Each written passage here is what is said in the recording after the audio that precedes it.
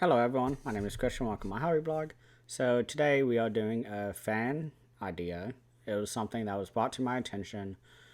Someone asked me what my reactions to the new Criterion announcements were today. It's for the December titles. I, for some reason, never thought about reacting to announcements before.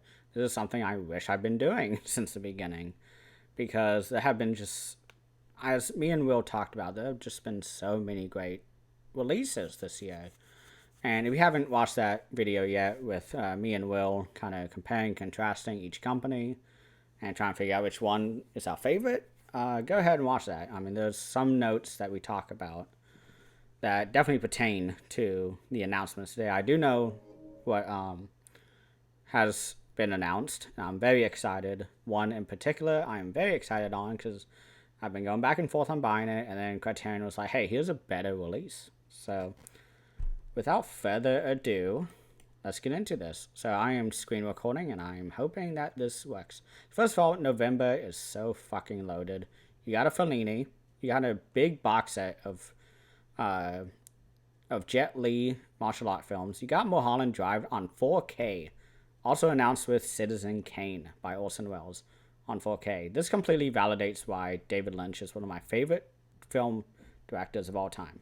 And so nice to see Criterion make the jump to 4K with the same, I guess at the same time as Citizen Kane. I mean, it's just amazing. And I do know that my webcam is kind of covering up a lot in this area. Uncut Gems, I'm really happy that's also being included in 4K. It's a very chaotic movie that is very stressful. Minister Society, I don't know anything about, but I do know there's two cuts of the film. But we are here for the December one.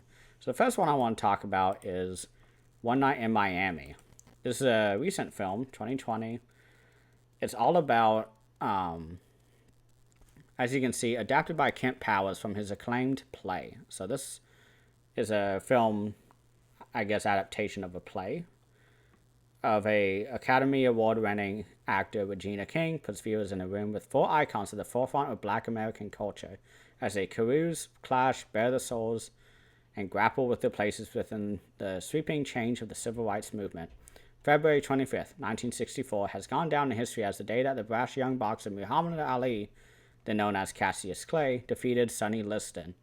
What happened after the fight was perhaps even more incredible. Ali, civil rights leader Malcolm X, NFL great Jim Brown, and King of Soul, Sam Cooke, all came together at a Miami motel. Electric with big ideas and activist spirit, One Night in Miami plunges us into the midst of an intimate, ongoing conversation and defining moment in American history. I'm already sold by this because this is a period that I think is very interesting in American history. I mean, just all the bravery and just, again, they clashed, they bared their souls and grappled with identity and the places within America. Because once they were able to have voter rights, and I actually work in Greensboro where the first sit-ins occurred, and I can go visit that restaurant anytime, and I have visited it, and it is really just poignant going there, knowing that down the street from where I work is where 60 years ago almost these events happened. So I'm really excited because I don't see the cast. The cast is someone. Oh, here's the cast. So the thing I was immediately sold on was Sam Cooke being played by Leslie Odom Jr., who, if you don't know, played Aaron Burr in Hamilton. He was incredible in Hamilton. I'm very excited to see what he's going to bring to this. I don't really know anybody else on this list. So, Iko Imperioli, oh my gosh, he was Chris Moltisanti on The Sopranos. That's huge. I mean, he's an amazing actor. I really liked him in Sopranos. I'm not going to spoil it, but his entire character arc is just so powerful. But let's look at the director-approved special edition features. So this is not coming out on 4K, first of all. December 7th, 2021, Spine 1106. We did just finally get past Spine 1100, which was fun.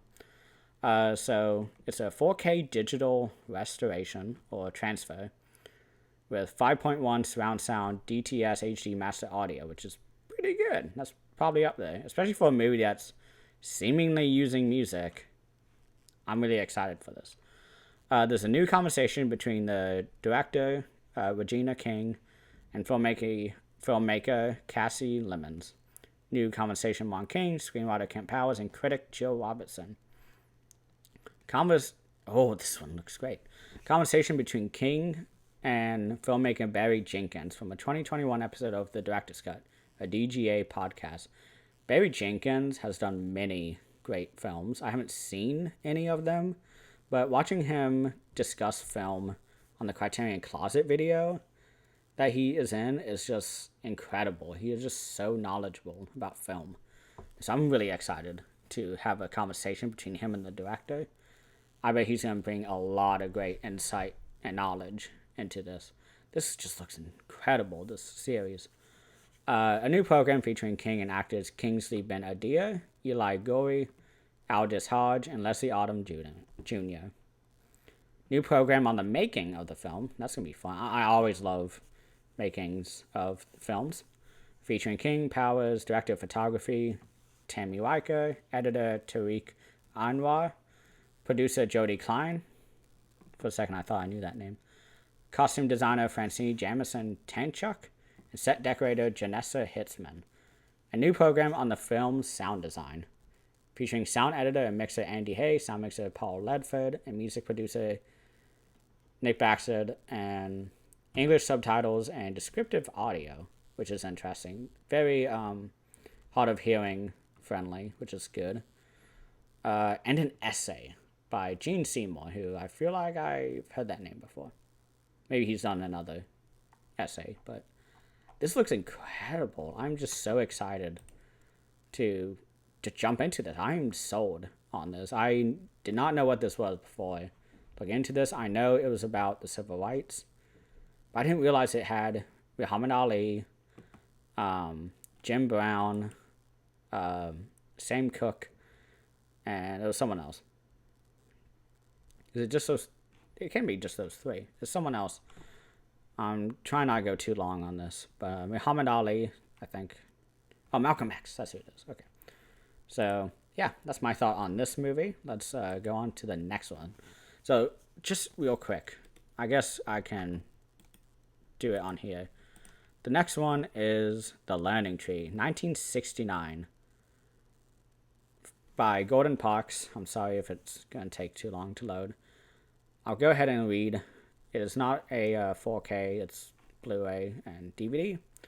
So, The Learning Tree by Gordon Parks. With this tender and clear-eyed coming-of-age odyssey, the renowned photographer turned filmmaker Gordon Parks not only became the first black American director to make a Hollywood studio film, he also served as writer, producer, and composer, resulting in a deeply personal artistic achievement. Based on Parks' own semi-autobiographical novel, The Learning Tree follows the journey of Newt Ringer, played by Carol Johnson, a teenage descendant of exodusters growing up in rural Kansas in the 1920s. As he experiences the bittersweet flowering of first love, finds his relationship with a close friend tested, and navigates the injustices embedded within a racist legal and educational system. Exquisitely capturing the bucolic splendor of its heartland setting, this landmark film tempers nostalgia with an incisive understanding of the harsh realities, hard-won lessons, and often wrenching moral choices that shape the road to self-determination with the young black man at its center. So the thing I want to talk about, and this is why I brought up the last episode that me and Will did, talking about, our favorite companies, is that Criterion at one point had an article written about them from the New York Times saying that there was very little people of color and representation, with, directors of color and just all that, just not as much representation of non-white filmmakers. And they that article writer was very correct, and immediately Criterion apologized and said, yes, we're fucking that up. And as you can see for this month, 2 of the films are made by black directors. And so they're definitely stepping it up. They're also doing 2 box sets by, one is with Melvin Van Peebles, who did, let's see, Sweet Seaback's Badass Song. Oh my god. Okay. By Sweet Seaback's Badass Song. This is a Vinegar Syndrome release. They're also including this movie in the box set, but they're having a box set of his films, and they're also having a box set of Molly Briggs, I believe. Or Marlon Briggs, I believe is his name. And the box set is called The Mystifying Works or something like that of Marlon Briggs. And so you can see that they really took that criticism to heart, and they're actually making meaningful change. I've never heard of these films before. I've known the actors from One Night in Miami, but like that's about it. And you can see Menace to Society is one of the great, American films about the black experience, from what I've heard, at least. And so you can see that a lot of these movies are, white or, Western type of films. So it's really refreshing to see Criterion take that to heart, that criticism, and actually do something about it. They had a really interesting series on the Criterion channel, which is like the streaming service, where they talk about and curated an entire like festival. It's basically where they have like themes and they throw together like 20 films that pertain to that theme. So usually it's like, 1950s horror, or, let's say 1960s samurai films, or Kurosawa films, or, director, showcases, actor showcases. And right after that, they did a really interesting one, which I wish, I don't have the internet for streaming, but it's a film festival type thing all about Afrofuturism, which is 1940s to 60s black films all about the future. Like, it's sci-fi. And that just sounded so amazing. They have one now that me and Will talked about, so if you want to know more, just go watch that real quick and come back. But yeah, like you can see that they really took that to heart, and I'm just really excited. So this movie sounds interesting. Let's go into the special features. A new 2K digital restoration with uncompressed monorail, monorail,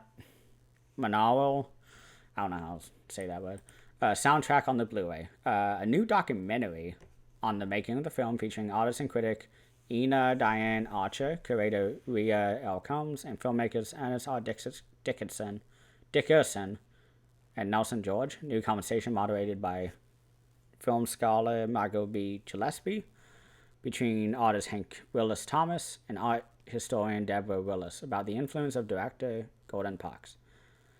And then here's another documentary. I always love documentaries on these sets. They're always really well done.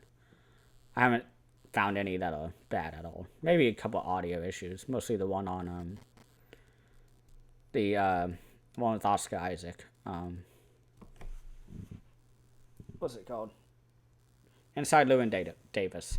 That one's audio for the documentary kind of sucked. But that's aside from the point. So this is My Father, Gordon Parks. I assume it's by his son. A documentary made on the set of The Learning Tree, narrated by Gordon Parks Jr., so I was right, featuring interviews with Gordon Parks Sr. and members of the cast and crew. At the time. Like, that's really, I love that. Diary of a Harlem Family and World of Peary Thomas, 2 1968 films on which Parks played creative roles. The new introduction by Combs. Oh, this one looks great. From 2005, it's a documentary called Unstoppable, featuring producer Warrington Hudlin and conversation with Parks and filmmakers R.C. Davis and Melvin Van Peebles. So, again, he's a very significant director from the 60s and the 70s who made some really powerful films. At least I've seen this one. once and like that's it. It's really depressing to watch. But this movie's all about the injustices that black people experience by police. And yeah, this is a really good movie. I really enjoyed it. It's really hard to watch though. So I would recommend everyone to watch that. Go get the Criterion box set though. You'll get a lot more. But you get a trailer, and the final thing you get is How It Feels to Be Black, a 1963 Life magazine photo essay by Parks, and an excerpt from the director's 2005 book, A Hungry Heart, a Memoir. This looks really loaded. I'm very interested to see what people think of this release. I'm really excited for this. I think I am gonna enjoy One Night in Miami a little bit more because it is more music focused, and I really like music. Coming of age, I think the way that this movie is gonna approach it is gonna be a lot more interesting than what I'm used to. So this will be a good release, one that I will definitely be watching eventually. I mean, this is a newer release, so I'm going to take my time on getting it. But yeah, this just looks great. I love the cover. It's really poignant. You have, I don't know if my face is covering it. Let me see. Okay. So you have a horseback rider on here. You have two children, kind of hanging out. A woman or a girl. I guess the main star. And some wheat. So I guess it's leaning in on its Kansas, I believe. Yeah, rural Kansas. So yeah, this looks amazing. I'm really excited for it. I love the covers that Criterion does sometimes. Some of them are a little too much. Some of them just are very basic. Because one thing I wish Criterion would do, which I'll just do a quick little rant on this, is that every company, it seems like, has reversible covers on the packaging. I mean, Vinegar Syndrome, Severin, Shout Factory, Scream Factory, Arrow, who else that I own? Kino Lorber even has, some of the releases be reversible. And Criterion doesn't have any. There's like one that they did. But I don't even think it was their release. Maybe it was, I don't know. But I don't know what the original poster for this looks like, but even if they had it, I would be keeping this. This will look like really good on my shelf. So, looks like a very important film too. So, 1969, right after civil rights happened. So, and this is the one that I'm really excited for. Let load. Wow, it's kind of cheap for 4K. So this is the next 4K release that they are doing. I don't think they are doing an update on the cover is not. It looks like they don't have any new special features on this, because this has been released before by Criterion. It's called The Red Shoes by Michael Powell and Emmerich Pressburger. It's from 1948, which is just always blows me away. This movie is probably one of the most beautiful films that I've ever seen. Yeah, it's coming December 14th, 2021, right before Christmas, so definitely go get it. I'll just read it. The Red Shoes, the singular fantasia from Michael Powell and Emmerich Pressburger, is cinema's quintessential backstage drama, as well as one of the most glorious Technicolor feats ever concocted for the screen. I agree. Moira Shearer is a rising star ballerina torn between an idealistic composer and a ruthless impresario intent on perfection, featuring outstanding cast performances, blazingly beautiful cinematography by Jack Cardiff, Oscar-winning sets and music, and an unforgettable, hallucinatory central dance sequence which blows me away every time I see it. This beloved classic, dazzlingly restored, stands as an enthralling tribute to the life of the artist. And this was also restored by the UCLA Film and Television Archive in association with the British Film Institute, the Film Foundation, you can see. But this is the third 4K not restoration, but release. They are doing a combo with Blu-ray, so spend the $8 more, basically, to go get this. it will be $20 on sale. Oh no, $25 on sale and $20 on Blu-ray. So spend that $5 extra for the 4K disc and future-proof your collection. So I'm just really excited for this. This is one of my favorite, like, early, like, studio film, not studio, but my favorite films of all time that I don't own yet. This is the film I was going back and forth on for years. I mean, ever since I saw it in, like, 2019 or so. I guess for 2 years now I've been going back and forth every sale. Even off sale, I was like, anytime I saw this movie, like on eBay or anything for lower than usual, I was like, fuck, do I get it now? Do I get it now? And I always passed. So I'm happy I did that because this movie is going to look insane on 4K. So I'm not going to talk about all of the special features because, I mean, this has been out for years. I mean, Spine 44 is a very early release by them. But in the new version, they have a 4K digital transfer from the 2009 restoration. So it's not a new restoration. That's concerning. One 4K UHD disc of the film presented in Dolby Vision HDR, which is really good for the for your TV. That means it's gonna really look fucking good. Although it's a 2009 restoration. I'm gonna assume that they had a really good restoration. So if they had all these people involved, I think it'll be okay. I think that's it. They have a lot of stuff on here. So yeah, that is it on the Red Shoes. I'm really excited for this. I recommend everyone to watch it. It's one of my favorite, I guess, French films. Michael Powell also did, I believe, Peeping Tom, which is a very early, technically giallo film from France. All about a camera recorder guy who kills his victims and films it. It's really good. I've seen it. It's a DVD only Criterion release. I really enjoyed it. And everyone talks about the film like all the time. So yeah. So overall impressions for this month, it is a bit light. It's only 3 titles. Well, for November you get one a box set, 2 individual, 3, 4, 5 releases of an individual and a box set. Like, while for December it is just 3 films. One of which that I haven't seen, I'm really, really interested in. This looks amazing. This one I'm gonna wait on. I'm gonna see some reactions first. Looks great. The special features are loaded. Red Shoes 4K, I'm definitely gonna get that. I might wait. I mean, Criterion very rarely goes out of print with stuff.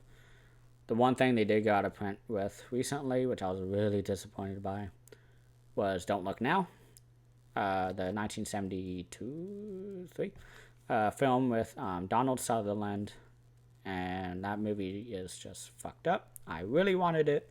For years I kept putting it off, and eventually they were like, oh yeah, sorry, we don't have that anymore.